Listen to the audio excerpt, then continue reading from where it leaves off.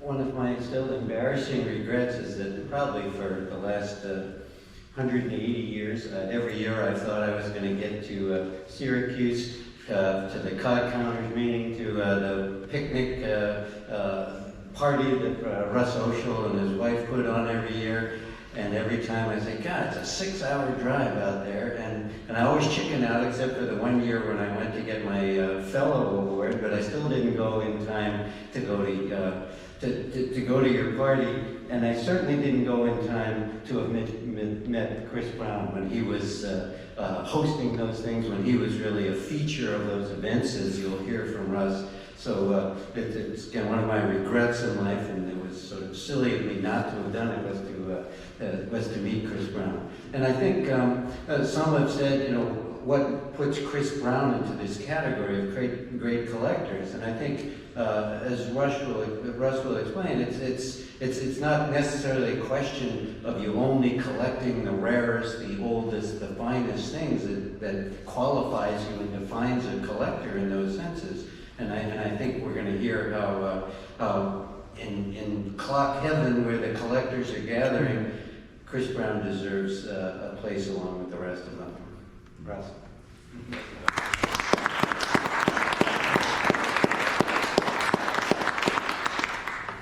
So, obviously I'm honored to be here among this distinguished group of speakers. I feel compelled to explain how I got here.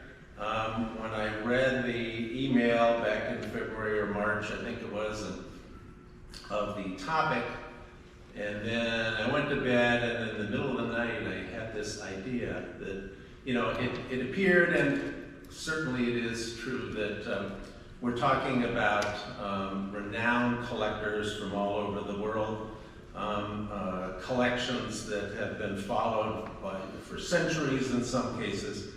How might a normal person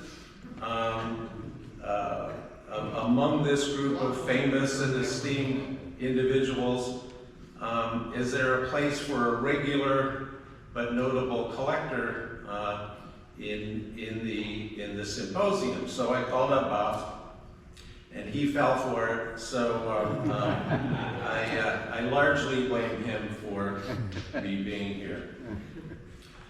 We're here to review, recognize, and understand the Christopher R. Brown Collection Research Archive of Early American Wooden Works shelf clocks,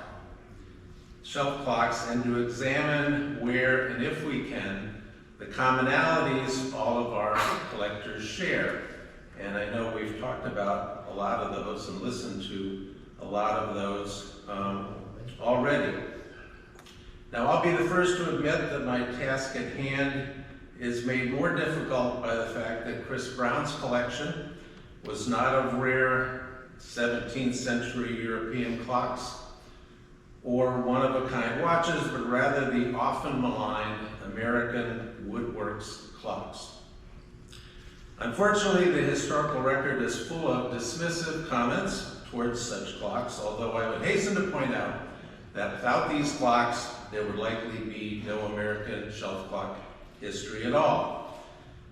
These quotes attest to those unfair reviews, and even more hurtful is the fact that they aren't quotes from 20th century antique critics, but actual horologists from the early 1800s when the clocks were actually being produced. We have here on the lower left a quote from a Mr. Griffith from Indianapolis stating the subscriber in his ad, the subscriber wishes to inform the public in general that he continues to make brass clocks of every description required and repair repeating horizontal duplex and plain watches on as low terms as any other competent workman in his line, but wooden clocks or wooden watches he would rather buy to burn than repair them if other firewood were not so plenty in this new country. And the feeling is unfortunately shared by Mr. Simon, quoted in the Rutland Herald, Vermont in 1816, who states in his ad, Clock and watch making, mending, and repairing of every description, the Yankee wooden ones excepted, which can only be mended by carpenters and cleaned by fire. No respect. And then we have a quote from Chauncey Jerome in his autobiography in 1860, and of course Chauncey Jerome was an extremely prominent maker of wooden works clocks and made some of his early fortune in the line, who stated wood clocks were good for a time, but it was a slow job to properly make them and difficult to procure wood just right for wheels and plates. And it took a whole year to season it. No factory had made over 10,000 in a year. They were always classed with wooden nutmegs and wooden cucumber seeds and could not be introduced into other countries to any advantage. So, we have skepticism to overcome, but I hope to be up to the task. After all, we can point to a bit of a pedigree, as Ward Francillon, after whom this seminar series was named, was the leading researcher of early American wooden works clocks. And Ward served as a muse for so many of us who shared his interest. Here we have a couple pictures, one with Ward analyzing wooden works movement, and then the picture on the left is Ward with two other greats, Ken Roberts and Snowden Taylor, researchers of Eli Terry, Joseph Ives, and so many others. So central to our comparisons is the question, are there more similarities than differences among and between our lineup of collectors? Are the motives, passions, and objectives more alike than different? I was encouraged to find that the psychology of collecting is a real study. Of course, Freud had his own view, a weird view at that, in that he decided that the urge to collect stems from some problems involved in toilet training behavior. Clearly, he makes no sense, so we'll ignore him and move on. And then last week, I was perusing a clock book wherein the author in the preface compared clock collecting to alcohol and drug addiction, so we'll ignore him as well. Other researchers have stated that the collecting involves passion or nostalgia, and state the social environment in which collecting occurs may lead to competition over acquiring objects, cooperation in the form of sharing knowledge, which motivates researching, cataloging, displaying, and admiring collections. And we like those explanations. They're a lot more palatable than Freud. And I don't need to point out the obvious here that we're all talking about clock and watch collecting, not silly, frivolous activities by people who collect things like traffic cones, sugar packets, back scratchers, and miniature chairs. Now back to Chris Brown, who factually and quite seriously had 300 woodworks clocks in his basement, and there was nothing silly about that. So let's consider the motivations I saw in Chris Brown in the 40 years that I knew him. Is there common ground among our great collectors? These were all characteristics that Chris exhibited in his collecting, and many others, of course, have mentioned the thrill of the chase, competition between collectors. Certainly that was part of his pattern. He would call me up at random evenings to tell me the clock he just picked up, and I was probably the 5th or 6th person on the list that he called that night. But he was very much about research. He felt that knowing more about the clock than his competitor was the key to him getting a clock, and he practiced that time and time again. He was known for sharing his knowledge with basically anybody who showed an interest whatsoever. Certainly cooperation was part of his theme. He put up multiple displays at national and regional meetings all over the country. And again, he felt that knowing the history of an item gave him the advantage when he was looking for clocks.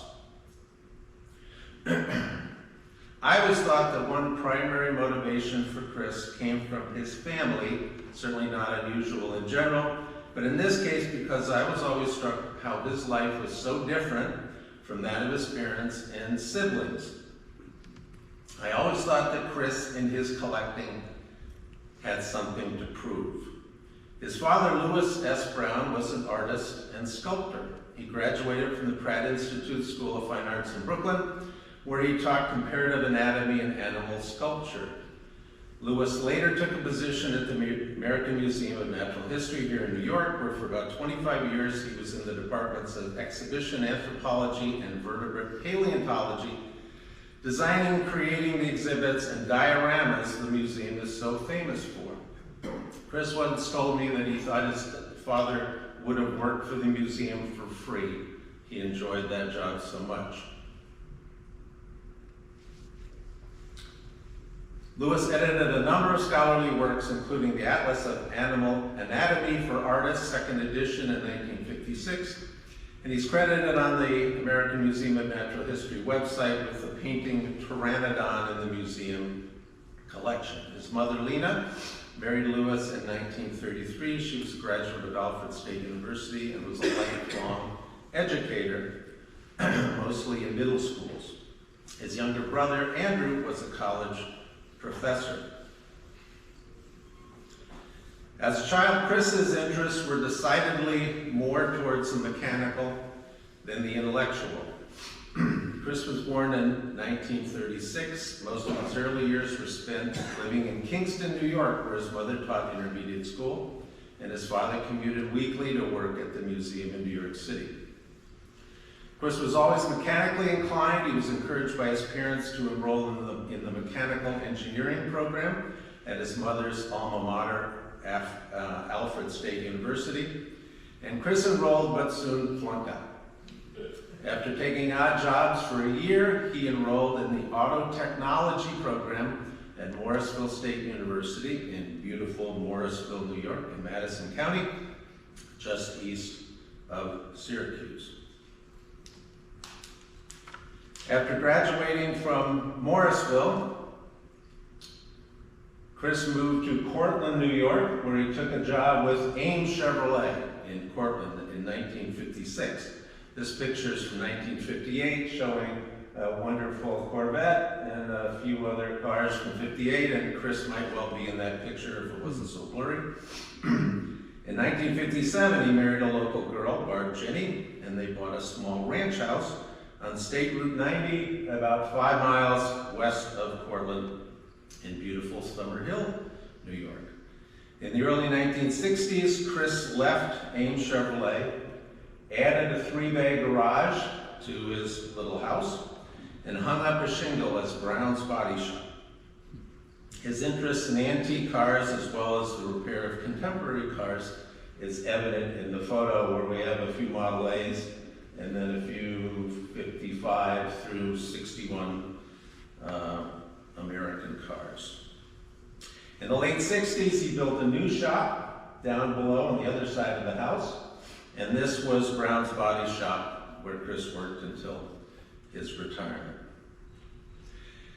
How did Chris get started in clocks? Well, after they built the new clock shop, the 3-bay garage attached to their house became part of the house. So they set up a new living room for them and their 3 kids. And they decorated it, and Barb and Chris decided they needed a tall clock, an 8-day clock.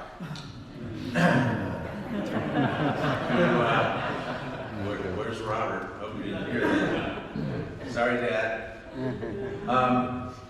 Needed a clock to fit in with the New England motif. So Chris went looking around, talked to a few of his friends, a few who lived down in Homer that actually collected clocks. One of them had this Silas Hoadley 8-day pull-up tall clock. Chris negotiated a deal, and that was his first clock. That didn't set off the fire necessarily. Sometime later, he was driving up on Route 90 and someone was having a yard sale, and he found a Wooden Works time and alarm miniature clock for cheap money. I think he told me years ago it was $15. Well, he picked it up and showed it to these clock people that he knew locally, and of course they made a big fuss over it because this really is quite a rare clock, and of course he got there before they did. So Chris had cars, he already had a collection of trains, but for whatever reason clocks and the search for them caught his fancy for good or ill. And we know that there are dangers and pitfalls ahead for those who dare to dive into collecting clocks and watches, although watches fit in cabinets and clocks do not. As described by Chris Bailey, Chris was a glib, friendly pit bull of a collector. When he found a clock he wanted, he seldom left empty-handed, and his used car salesman skills were usable when competing in the clock market. So Chris's collection grew and grew, and as such a normal progression ensued. Some of you may have experienced this. When you start out, your clocks fit on a table or two, and then when they don't fit on a table or two anymore, you go down to your basement and you build nice little shelves so everybody can see your clocks prominently and their beautiful faces and so on. And then when those clock shelves are full, your former pool table gets sacrificed for a display stand for pillar and scrolls.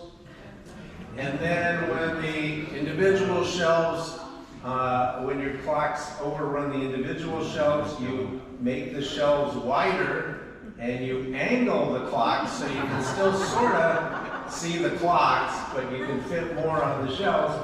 And then when that doesn't work anymore, you angle the clocks like bookends, so that all you can see of the clocks are the attractive sides of the clocks.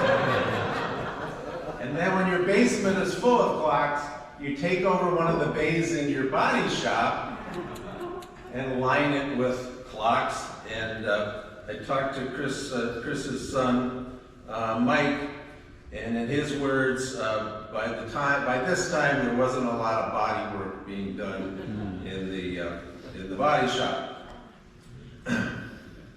So eventually there's too many clocks, and so what does one do? One moves. So in the early 1990s, Chris and Barb moved from Summer Hill to this historic house in nearby Moravia, New York. The house was built around 1920 by a local judge, and at one time the house was occupied by young Millard Fillmore, who eventually became President of the United States, who was getting his apprenticeship law training in the house. But much better than the house itself was the detached shop and garage that Chris built next to the house to contain his cars and his clocks. So, at the start, as we see, all the clocks fit around the perimeter of the upstairs clock shop, neatly along the walls in two shelves. And then when the two shelves weren't enough, he built them so there were 3 shelves.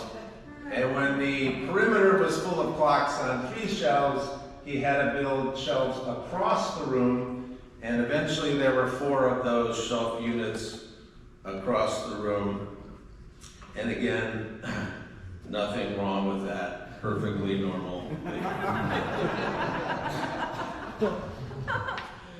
While all of this collecting was going on, Chris was sharing his collection with basically anybody who was interested. By the early 1970s, the woodworks research led by Ward Francillon, Bruce Burns, Shepard Roberts, Chris Bailey, and others had attracted a following. And in response, Ward Francillon established a collaborative group called the Cog Counters. And within a few years, Chris had heard about it, joined, and become an active contributor. A number of the Cogs attended the annual Eastern States Regional in Syracuse every August, and Chris invited the group to come to his house the day before to see his clocks. That grew into a much larger event called the Picnic, and it became an annual pilgrimage and the social event of the year for the Woodworks clocks collectors. And if you attended, every clock, every movement was available to take apart, study, and enjoy. And of course, food had to be provided at the same time. Here's some pictures from Summerhill showing Chris and Barb, folks examining clocks, eating, talking, socializing, etc. Another picture from Summerhill on the upper left, and then clocks, and then photos from when the picnic moved to Moravia in later years. And in the bottom right, you see Ward thanking Chris and Barb at one of the picnics. As I mentioned, Chris's passion for research, he definitely felt was part of his competitive advantage. His attention to study every detail of a clock and maker and to read every article he could find was his real advantage, as he clearly made every effort to know more about the subject than any of his fellow collectors' competitors.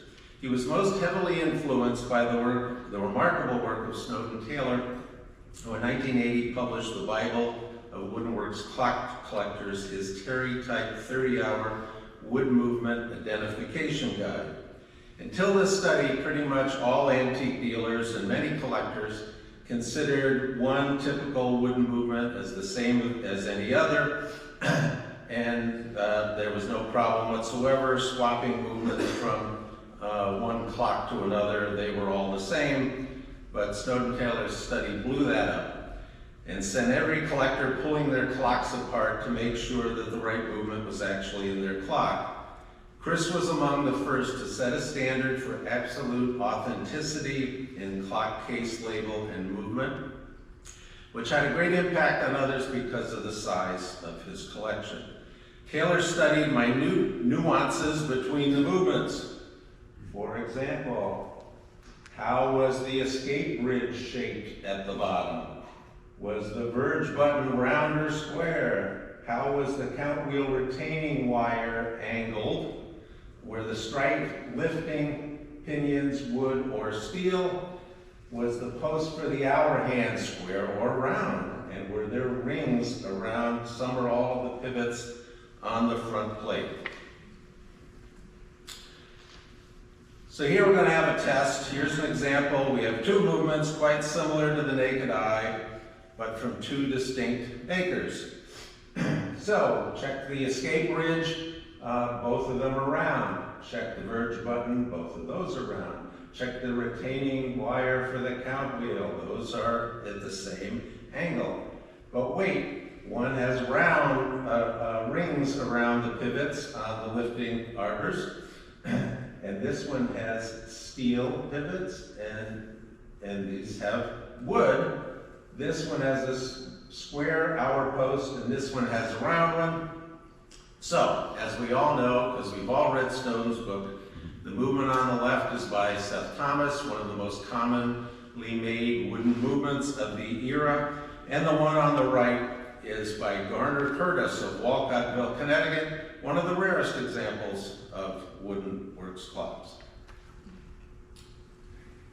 Chris Brown's collection truly was a research collection. His collecting had objectives, however lofty. Of course, many of the collectors we've talked about set their own objectives in their collections. Some people want to get one of everything.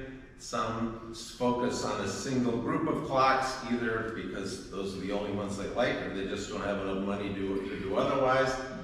Some people accept only the most perfect examples. Others who pursue the very rare may have no choice but to accept items in whatever form they may exist, and that's particularly true of a research collection.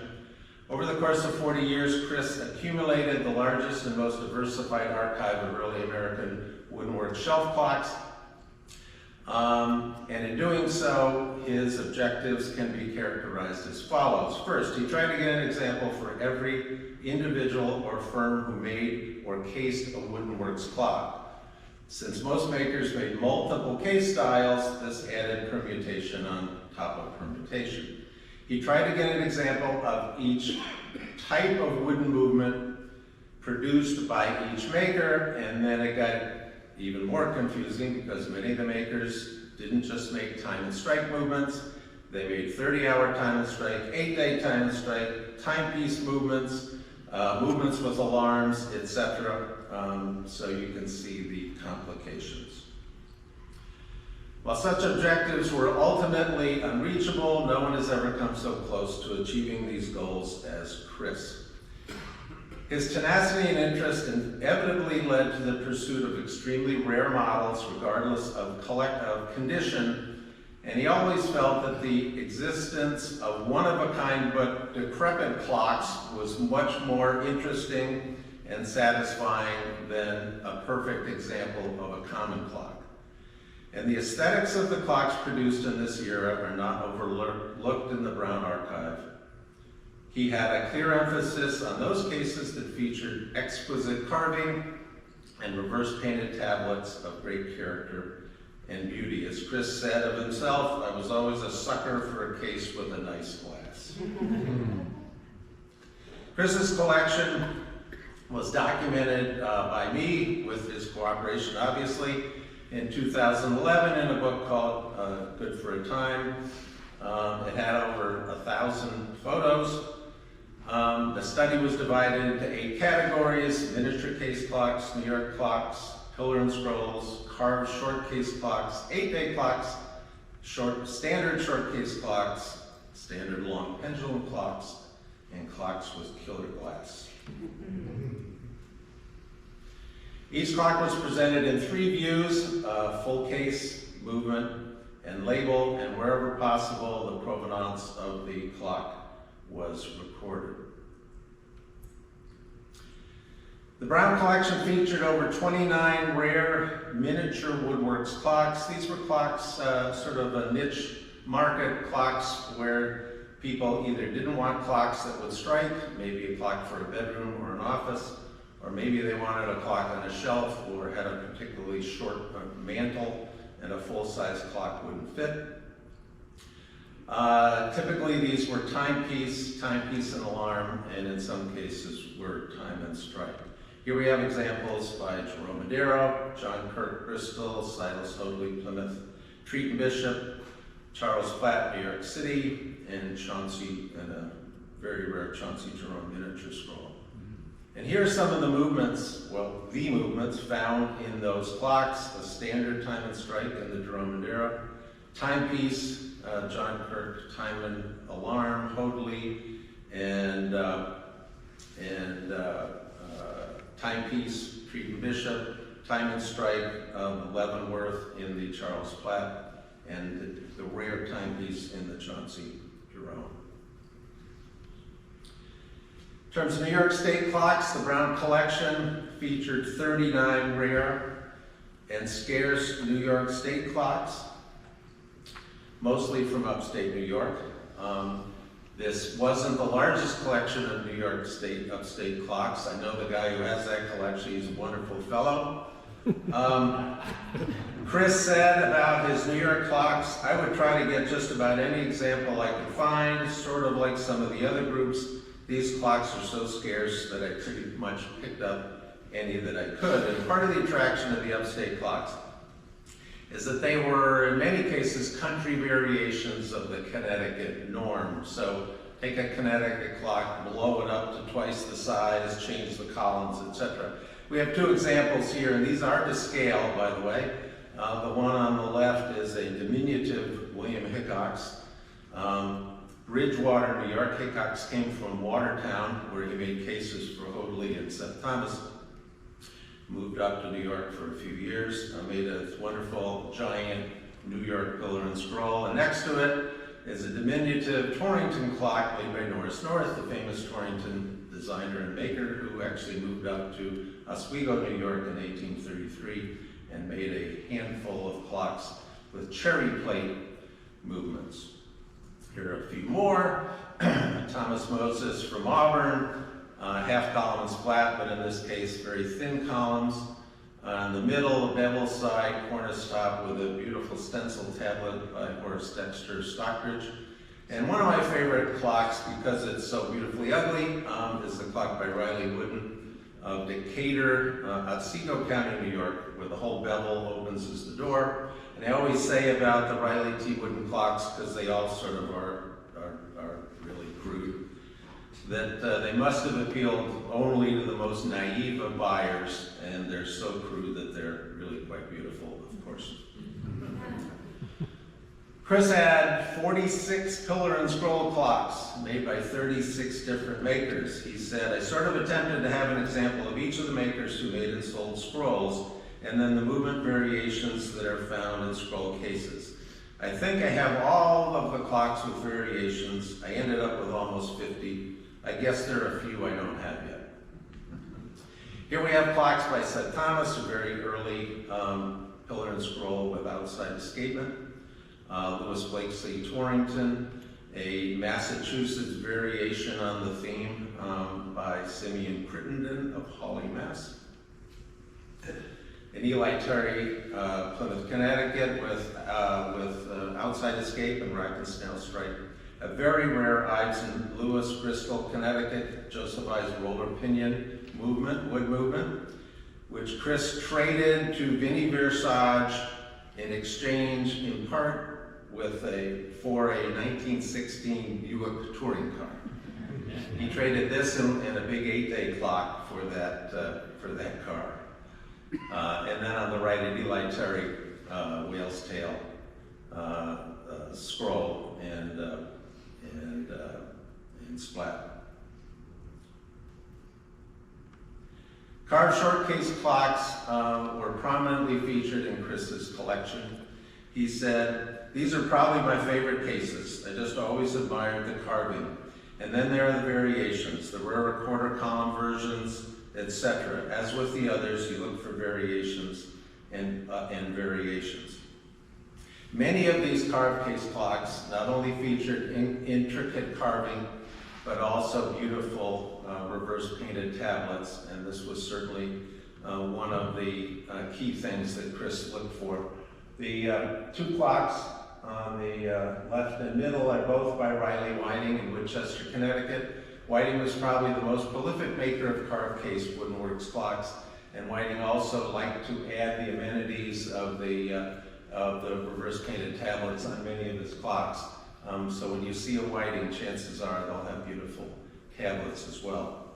The clock on the right is a Hopkins and Alfred Harwington, and Chris was a big fan of the carving on the Hopkins and Alfred clocks as well.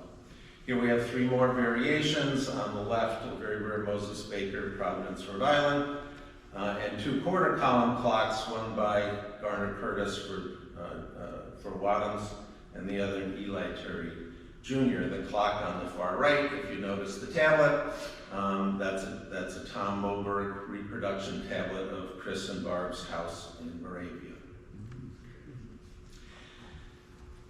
The Brown collection included 24 examples of shelf clocks with wood movements that were designed to run 8 days on a winding. Here are 3 examples, and you'll notice these take more of an Empire furniture theme because they were produced largely from about 1835 for a number of years, and they were really in response to the 8-day brass movements that Ives had brought out. So the makers wanted something to compete with those movements. So we have 2 with cornice tops, the Orton Preston, and then the beautiful triple by Rodney Brace of Northwest Bridgewater, Mass. And then a more standard triple-decker by Ephraim Downs in Bristol. A beautiful triple, carved triple with cornice top by Riley Whiting with a great tablet, a double door case by St. Thomas, and then an oversized OG by Eli Terry Jr., 8-day with alarm, which is actually quite rare. Standard short case clocks, he had 34 of these clocks. They included a wide range of case variations in clocks with 30-hour short pendulum movements. The one on the left is a beautiful clock by Riley Whiting with a great reverse litho tablet of Don Pedro. In the middle, a transitional pillar and scroll with what's called the Jester Top Scroll by Chauncey Jerome, or Jerome Madero. And then the clock on the right, an extremely rare Joseph Shaler Ives, Bristol, Connecticut, 1840. Diminutive clock with a wood movement with patented spring attachments to the front plate on each winding arbor, and the springs ran the clock, and no weights were needed. By the time this was invented, the woodworks era was ending, and people were buying brass movements much more cheaply, and within a few years, brass movements with springs, so it was a short-lived idea. Here are three more: a beautiful rare Seth Thomas on the left, an E&GW Bartholomew in the middle, and a quarter column Torrington by Henry Judd. Standard long pendulum clocks were the majority of Chris's collection. This was the standard clock that was produced in Connecticut, much more in higher numbers, so they constituted the largest collection, part of Chris's collection, over 100 clocks. And I added these just to show the variation in the theme. We have a William Sherman, Buckland, Massachusetts variation on the Connecticut themes. The famous E&GW Bartholomew hollow column clock in the middle, and a more standard but yet offbeat column, stenciled column and splat clock by William Leavenworth. Another great Rodney Brace on the left. The middle clock by Putnam Bailey. Bailey liked to use maple in his cases, so they're really quite distinctive. And then a New Hampshire, variation on the stenciled column and splat theme by David Dutton. Last but not least, we have a large carved quarter column clock by Erastus Hodges. A great false hollow column by Orton and Preston. The weights don't go through those columns, they go behind, but a great empire design. And on the right, the clock voted by the cog counters in 1984 as the cheapest wood clock ever made. This by a guy named G. Brown in Bristol. Paper on wood dial. The weights are in little wooden boxes that look like a 6-year-old made. Just to show you the great variations available to the collectors. Last but not least, we featured in the book, and obviously featured in Chris's collection, what we call killer glass, woodworks shelf clocks with original reverse painted tablets were of particular interest to Chris, and he always sought great examples. He said, "I've always been a sucker for a clock with nice glass.